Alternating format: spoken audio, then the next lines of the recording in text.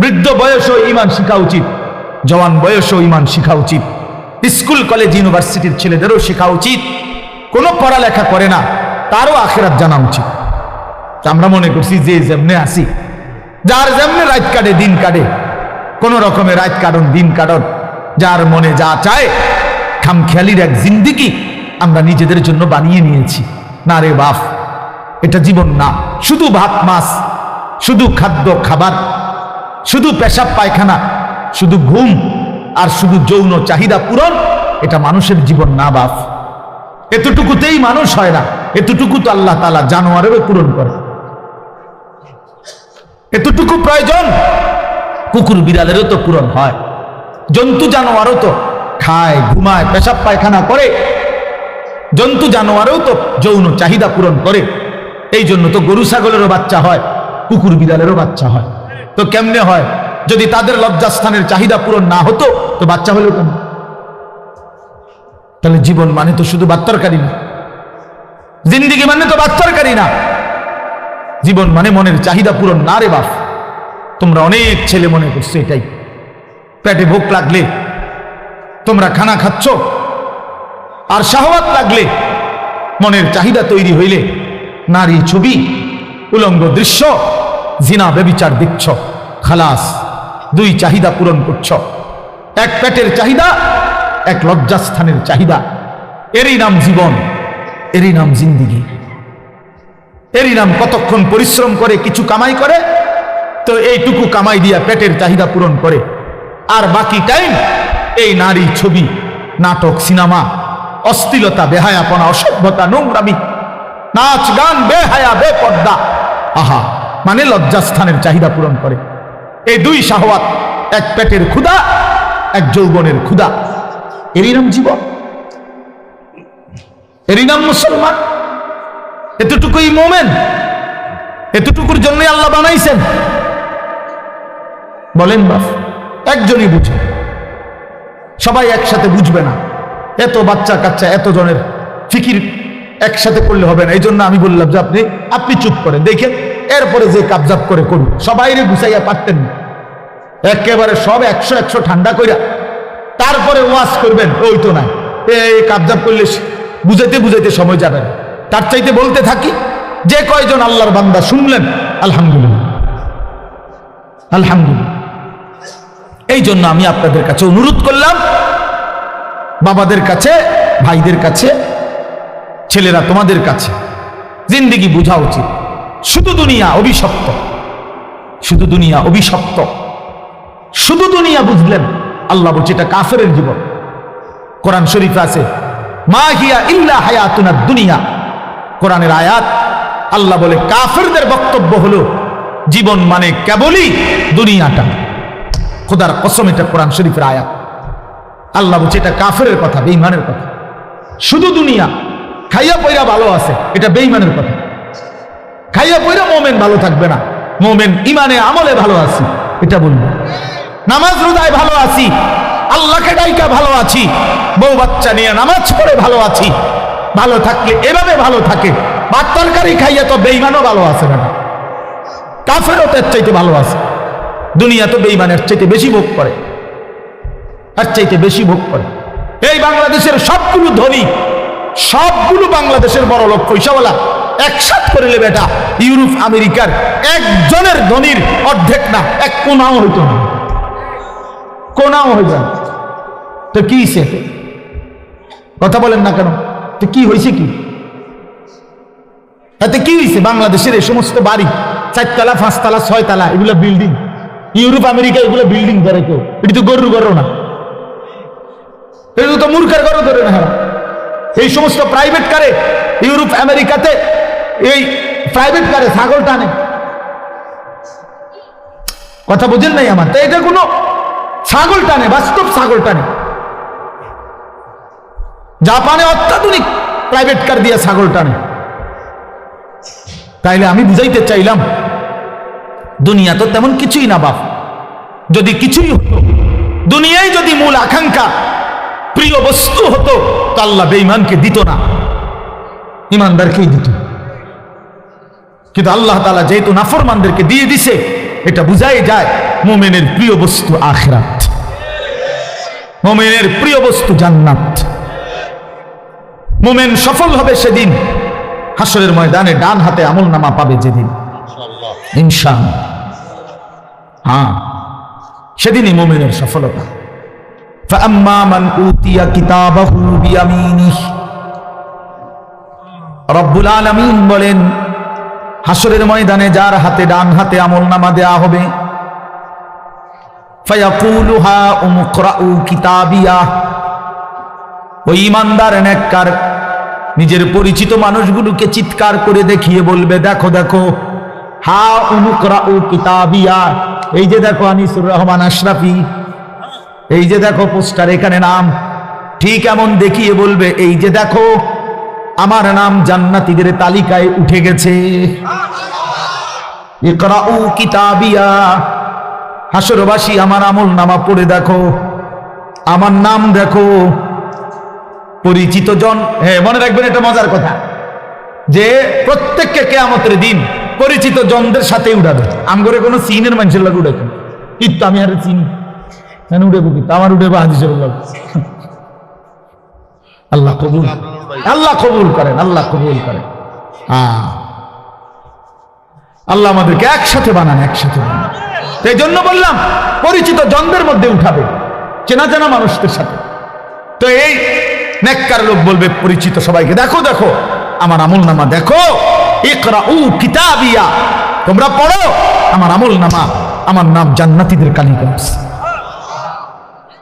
আত্মীয় স্বজন তখন বলবে হায়, পরিচিতরা বলবে হায়, হ্যাঁ তুমি তো আমরা আলিয়াবাদের এই ছিলা, তোমার হাতে দেখতাম এক লগে অটোত করে নবীনগর যাইতা আইতা, বাজার করতা, একসাথেই তো খরচাপাতি করতা, আলিয়াবাদ রাস্তার মাথার মধ্যে হোটেলে একসাথে পরোটা খাইতা, কত দেখলাম তোমারে, ফাঁকি দিয়ে এই কাম বানাইলা, কোন ফাঁকি দিয়া? হায় হায়, এই কামটা বানাইলা কেমনে? আজ তোমার ডান হাতে আমলনামা, খোদার কসম। ঈমানদার তখন বলবে, ইন্নী জানান্তু আন্নী মুলাকিন হিসাবিয়া, এই বাবা বন্ধু, তুমি যদিও দেখছো আমারে একই অটোতে, একই সিএনজিতে, একই বাজারে, একই হোটেলে, আমি তোমাদের সাথেই চলছি ফিরছি, খাইছি ঘুমাইছি, কিন্তু আমি কলিজা দিয়া বিশ্বাস রাখতাম এই হাসরের ময়দান হবে। এজন্য আমি বাজারও করছি, নামাজও করছি, ব্যবসাও করছি, হালালও কামাই করছি, আখিরাত মনে রাখছি, এজন্য ডান হাতে আমলনামা পেয়ে গেছি। ইন্নী জানান্তু আন্নী মুলাকিন হিসাবিয়া। রব্বুল আলামিন বলবেন, কুলু ওয়াশরাবু হানিআম বিমা আসলাফতুম ফিল আইয়ামিল খালিয়া। রব্বুল আলামিন বলবে, বান্দা আমার জান্নাতি, সারা জিন্দেগি পিছনের দুনিয়াতে যতগুলো নেক আমল করেছ, সবগুলো নেক আমলের বিনিময়ে আজকে আমি রব্বুল আলামিনের জান্নাতে আরামসে নিশ্চিন্তে খুশি খুশি চিত্তে খাও, পান করো, উপভোগ করো। যদি বলি মাওলা কতক্ষণ খাওয়াবেন, দিবেন কতক্ষণ? রব্বুল আলামিন বলবেন, লাহুম মা ইয়াশাউনা ফিহা ওয়া লাদাইনা মাজিদ।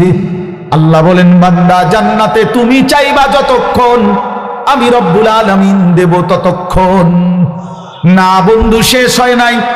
আল্লাহ বলে, বান্দা চাইতে চাইতে তোমার চাওয়া শেষ হবে যখন, আমি আল্লাহ নিজের থেকে দেব আরো কোটি কোটি গুণ। ওয়ালাদাইনা মাজিদ, আমার কাছে তোমার চাওয়ার অতিরিক্ত আরো আছে। আমি জানি তো বান্দা তুমি চিনো কিতা, তুমি কইবাই কয়টা, তুমি ফলের নাম নাই তো বলবা 20টা, আমার জান্নাতে তো আছে ফল কোটি কোটি। তুমি খাবারের আইটেম বলবা নয় তো 20টা, এটা তো জান্নাত, আমার জান্নাতে আইটেম তো আছে কোটি কোটি। তো বাকিটি তো তুমি নামই জানো না, আমি দেব। নুজুলাম মিন গফুরির রহিম। আল্লাহ তাআলা বলেন, আমি রব্বুল আলামিন নিজে আমার বান্দাকে মেহমানদারি করব।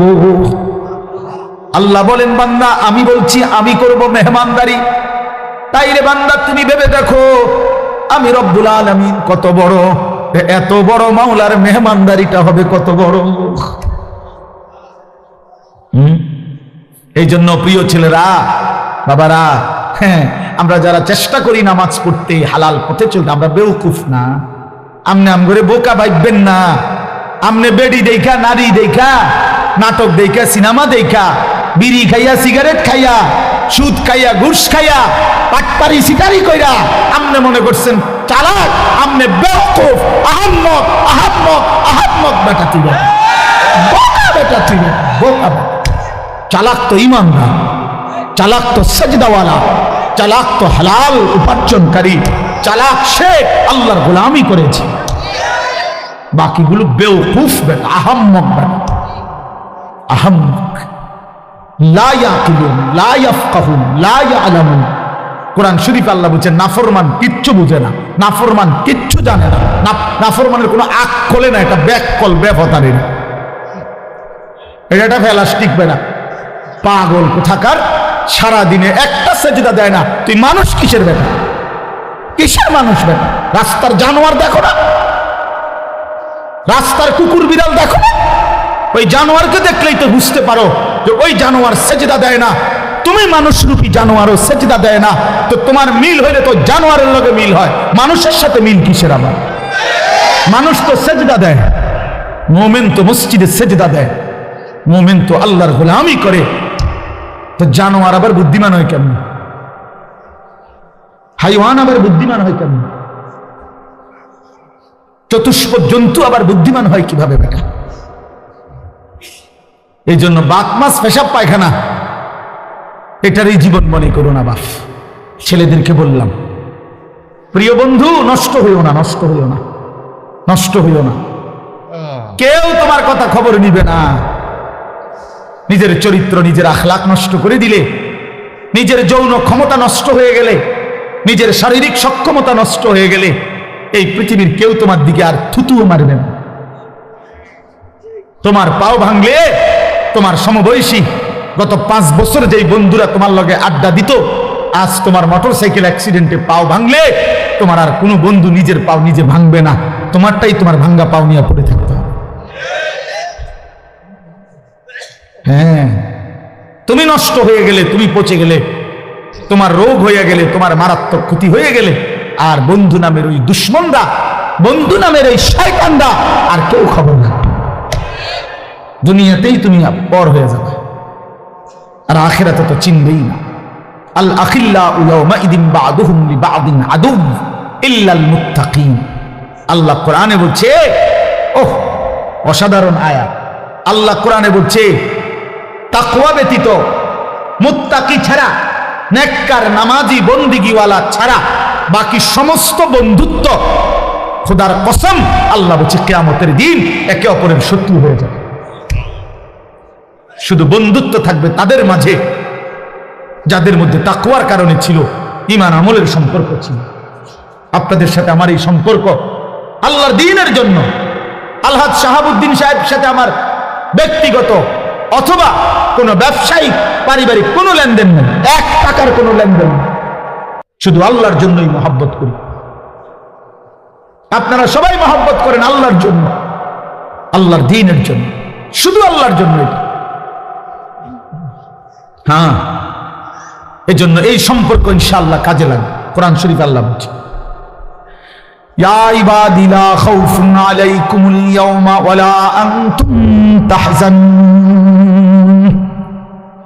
আল্লাহ বলবেন ওই মুত্তাকি বন্ধুদেরকে, ওই নেককার বন্ধুদেরকে আল্লাহ ডাক দিয়ে বলবেন, হে আমার মুত্তাকি বান্দারা, আজকে হাসরের ময়দানে তোমাদের কোনো ভয় নাই, কোনো চিন্তা নাই। এরপরে রব্বুল আলামিন বলবেন, উদখুলুল জান্নাতা আনতুম ওয়া আজওয়াজুকুম তুহবারুন। খোদার কসম আল্লাহ কিয়ামতের দিন বলবে, হে আমার ঈমানদার বান্দা, দুনিয়ার জীবনে ঈমান আমলের সাথে, নেক আমলের মাধ্যমে যাদের সাথে বন্ধুত্ব করেছিলে, আমি আল্লাহ অনুমতি দিলাম আজকে হাসরের মাঠে তোমরা তোমাদের সেই বন্ধুদেরকে, সেই নেক কাজের সঙ্গীদেরকে একসাথে ধরে ধরে তুহবারুন, খুশি খুশি চিত্তে, হাসতে খুশিতে আনন্দে উদখুলুল জান্নাতা, একসাথে মিলেমিশে গলাগলি করে হাত ধরাধরি করে জান্নাতেই প্রবেশ করো।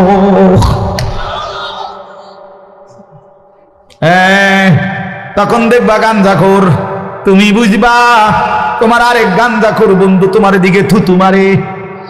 তখন ফুট্টাখোর বুঝবা বাবাখোর, ডাইলখোরি, আবাখোর, হারামখোর, নাফরমান বুঝবা আখিরাত কতটা ভয়ানক, কবর কতটা ভয়ানক। একটা সেজদা কপালে ছুটে নাই, সেই কপালটা ধরে যখন একটা লাথি মারবে ফেরেশতা, তখন বুঝবি নাফরমান আল্লাহ কেমন, আল্লাহর আযাব কেমন। কাল্লা সাউফা তা'লামুন সুম্মা কাল্লা সাউফা তা'লামুন। আল্লাহ বলে বান্দা ওয়াদা দিলাম প্রতিটা নাফরমানির ফলাফল আমি কবরে বুঝায় দেব, প্রতিটা নাফরমানির ফলাফল আমি হাসরের মাঠেও বুঝায় দেব। তুমি জানো না বান্দা আমি রহমান, আমি রাহিম, এই জন্য দুনিয়ায় খাওয়াইছিলাম। তুমি ভাবছো আমি শুধু রহমান, আমি শুধু দয়ালু। না বান্দা, আমার নাম তো দুইটা না, আমার নাম তো 99টা, আমার নাম তো আরো আছে। আমার নাম জব্বার, আমার নাম কাহ্হার, আমার নাম আজিজ। সেগুলোর অর্থ তো দয়ালু না, সেগুলোর অর্থ তো প্রচন্ড রাগান্বিত, প্রবল প্রতাপান্বিত, মহা ক্ষমতাধর, জুন্তিকাম, প্রতিশোধ গ্রহণকারী, সারিউল হিসাব, দ্রুত হিসাব গ্রহণকারী, শাদীদুল ইকাব। আল্লাহ বলেন নিশ্চয়ই আমি আল্লাহ প্রচন্ড শাস্তিদাতা, ভয়ানক শাস্তিদাতা। বান্দা রহমান নাম শুনলা, এই নামগুলো কেন শুনলা না? কি যুবক, তুমি কি শুনো নাই আল্লাহ যে শাস্তি দিবে? ফায়াউমা ইদিল্লা ইউআযিবু আযাবাহু আহাদ ওয়ালা ইউসিকু ওয়াসাকাহু আহাদ।